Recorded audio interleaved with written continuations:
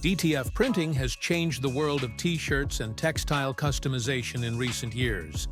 But here's the question. What is neon DTF? And how is it different from regular DTF? DTF, or direct-to-film printing, uses CMYK ink and a white underbase to print your design onto a special film. Then, with heat and pressure, that design is transferred directly onto the fabric. It's fast, detailed, and produces vibrant results. But it's limited to the standard CMYK color range. Neon DTF uses the same process, but with special neon inks.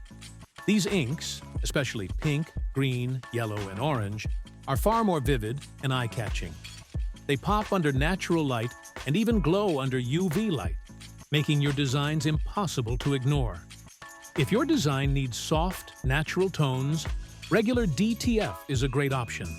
But for streetwear, dancewear, festivals, or standout promotions, Neon DTF brings the wow factor. So which one will you choose, classic or neon?